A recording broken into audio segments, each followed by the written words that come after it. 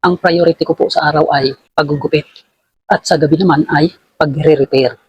At ang gagawin ko po ngayong gabi ay isang electric fan at mga extension wire katulad nito. Mga extension wire na hindi gumagana. Dalawa po ito. Ito pa yung isa. Natapos ko nang gawin. Ginagamit ko na ngayon. Kaya nakakabit yung ilaw. So ito mamaya na. Ito ang isusunod ko. Ito daw po ay hindi gumagana. Naugong lang. Check upin natin. Ganito po ang proseso kong ginagawa. Una agad ay tester sa resistance ng electric fan kung mayroong masusukat gamit ang tester. Number 1, ayan, may nasukat po akong resistance. Meron, gumalaw ang meter pointer. Nasa 1/4 ang palo. Hindi ko na ipapakita. Number 2, meron pa rin. Number 3, nag-deflect pa rin ang meter pointer. May resistance po na nasukat. Ibig sabihin, hindi po siya shorted. Normal reading po ito.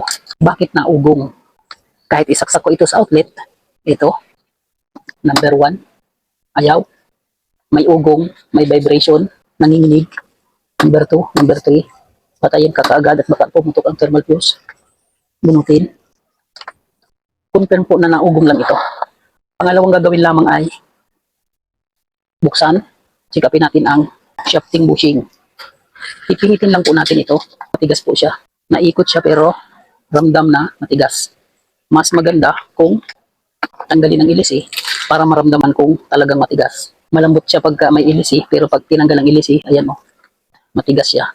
May problema po sa shafting at bushing. Posible pong ito ay may gas-gas or natuyuan lamang.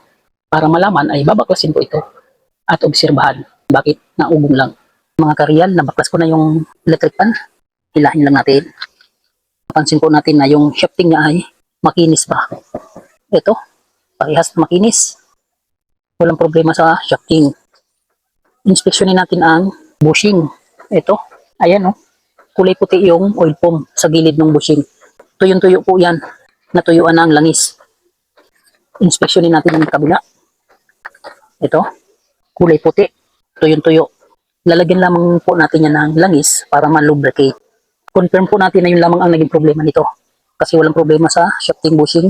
Natuyuan lamang po ng langis. Ayan, lagyan ng langis, ganito lamang ang paglagay.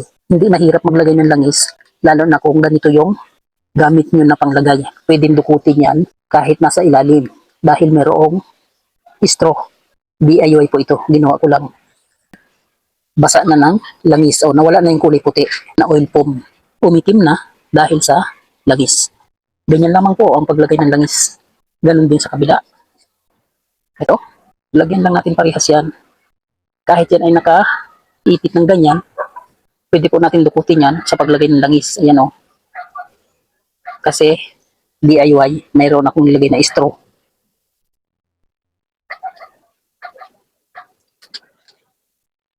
Okay. Yan, madulas na siya. Tapos ibalik lang sa dating posisyon. Ganun lang po ang paglagay ng langis. Bubuuin ko lamang ito at tetestingin natin kung gagana ng normal. Okay, ayan po. Na-set up ko na yung motor para matesting natin. Saksak po natin sa outlet. Tapos pindutin sa number 1. Ayan mga kareal, gumagana. Gumanda ang performance ng aking ginawa. Nalagyan ng langis. Yun po ang naging solusyon. Number 2. Number 3. Okay. Patayin.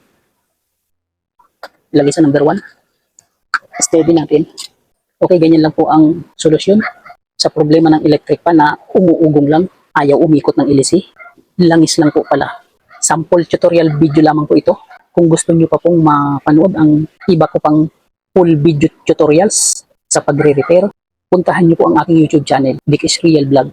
Marami nyong matututunan.